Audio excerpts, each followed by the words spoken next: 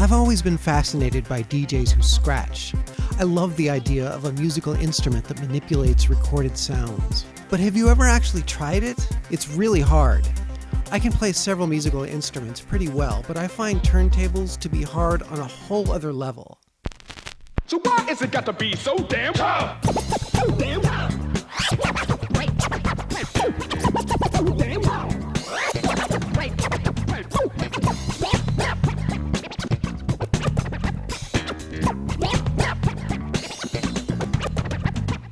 So what if we came up with a new design? One that's specifically suited to scratching? I think that the right design could do more than just make it easier. It could open up a whole new approach to the genre. If you've ever studied music history, you know that changes to a musical instrument's design can lead to a new musical era. So I tried a little experiment. I built this device that scratches by sliding movable tape heads up and down strips of audio tape. I'm calling my idea the ScrubBoard, but this model is pretty crude, so let's call it the ScrubBoard Alpha. I made it by removing the tape heads from a couple of cassette players, then I ran cables from the tape heads back to the cassette decks so I would get an audio signal as I moved them up and down the strips of tape. And it worked. Kind of. There are some obvious design flaws here, which hopefully will be fixed in the ScrubBoard beta. But let's start with what I like about the design. The main thing that struck me was that I could cut the sound simply by lifting the tape head up off the tape, so I didn't have to keep my other hand on a crossfader. This meant I could scratch with both hands. Think of the possibilities. Layered scratching, interlocking rhythms, all coming from one DJ.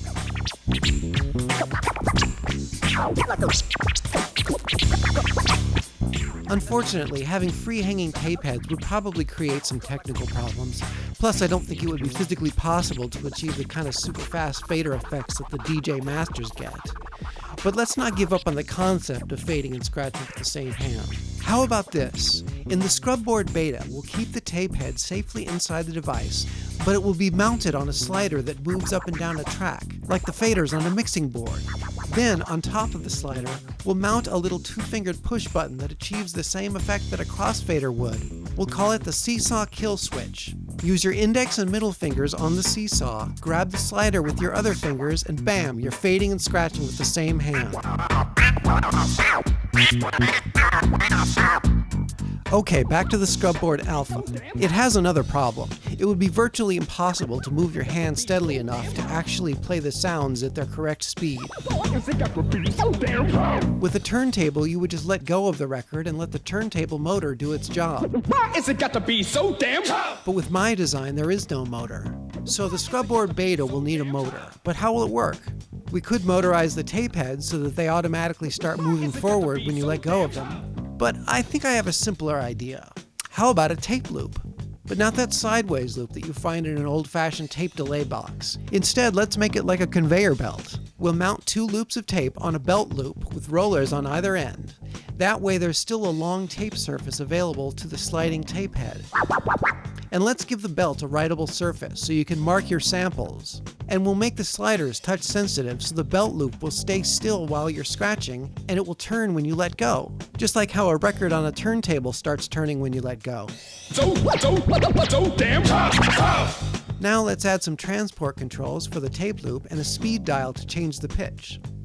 I can see a lot of possibilities in this design. You could place 2 ScrubBoards side by side for two-handed scratching.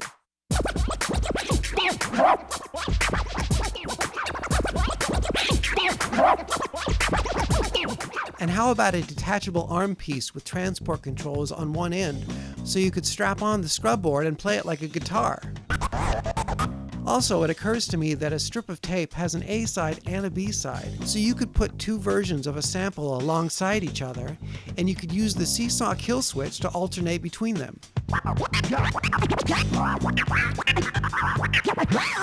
And if you're a fan of musique concrète, you could experiment with phase shifting by putting the same audio on both tape loops and then moving the 2 tape heads in and out of phase with each other.